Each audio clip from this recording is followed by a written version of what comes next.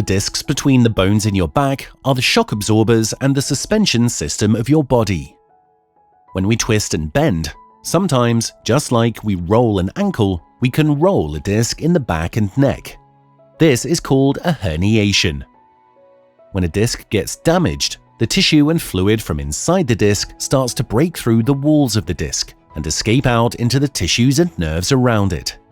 This is not good at all because this irritates and presses on the nerves and tissues around it, giving pain and stopping the disc from functioning as it should. PRP can help this.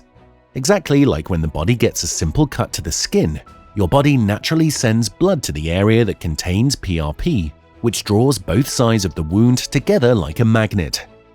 The PRP we use is engineered to be much stronger than what your body circulates itself, and that is why when we inject it into and around the injured disc, this seems to pull the walls together, plugging the hole and allowing the disc to heal and start to function again. But what happens if this disc doesn't heal and keeps getting injured over time? Over time, the fluid and tissue from the disc will escape and lead to the disc losing water and other nutrients and height, which will mean that it will lose its primary function of shock absorption. It's like when you get a flat tire on your car and you still drive around on it. What does that do to the rest of your car? This will put more pressure on the joints around, namely the facet joints, which will lead to more arthritis in those joints and a smaller passage for the nerves to come out from the spine and go down into the leg and arm. This is where we can inject stem cells. We inject new stem cells into the disc to help build new tissue within the disc.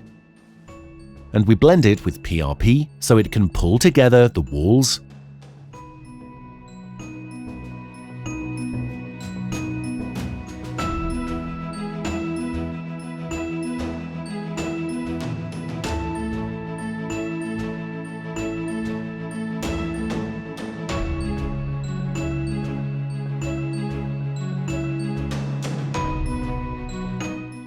plug any holes, and gradually over time regenerate, allowing for it to do its job again and allow the nerves that pass by to function normally again.